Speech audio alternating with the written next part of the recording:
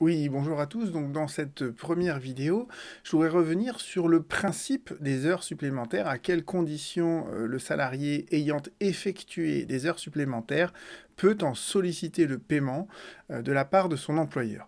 Et la jurisprudence sur ce point, elle a été fixée notamment par deux arrêts donc de 14 novembre 2018 publiés au Bulletin. Bon, la solution de ces arrêts n'est pas nouvelle, mais on va dire que c'est les deux arrêts de principe sur cette question. Et je vous rappelle la solution donc, de la Cour de cassation. Elle nous dit, voilà, le salarié, il peut solliciter le paiement d'heures supplémentaires dans deux hypothèses distinctes. Soit d'abord lorsqu'il y a un accord au moins implicite de l'employeur. Donc vous voyez, il n'y a pas besoin d'avoir une formalisation parfaite de ça. L'accord implicite, il peut résulter de l'analyse des pièces, vous voyez, des échanges de courriels, de n'importe quoi.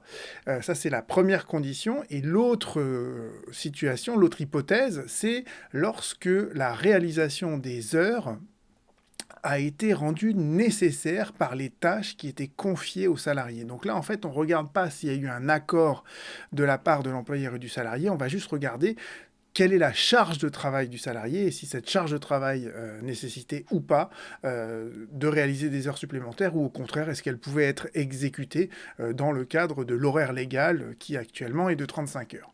Donc ça, c'est la solution qui en elle-même n'est pas nouvelle. Ce qui était important dans ces arrêts, l'apport de ces deux arrêts, c'était que, en fait, dans le premier arrêt, en fait, il y avait un contrat de travail dans lequel il y avait une clause qui interdisait aux salariés de réaliser des heures supplémentaires sans avoir l'autorisation préalable de l'employeur. Et la Cour de cassation dit, bah, cette clause du contrat de travail, elle a absolument aucune efficacité juridique, d'accord. On ne peut pas subordonner la réalisation des heures supplémentaires à un accord formel de la part de l'employeur et on ne peut encore moins le mettre dans un contrat de travail. Et dans le deuxième arrêt, en fait, là, l'employeur, il avait envoyé des courriels aux salariés en disant « Je vous interdis de faire des heures supplémentaires ». Et la Cour de cassation a dit « On se moque de ces courriels-là. Ce qu'on regarde, c'est est-ce que pour réaliser ces tâches, il était nécessaire aux salariés d'accomplir des heures supplémentaires. Si c'était le cas, eh bien, le paiement des heures supplémentaires était dû. » J'avais analysé ces deux arrêts dans une vidéo il y a un peu de temps de ça, quand j'étais un peu coincé quand je faisais mes vidéos YouTube.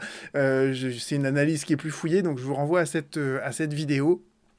Et on se retrouve bientôt donc sur la question de la preuve des heures supplémentaires.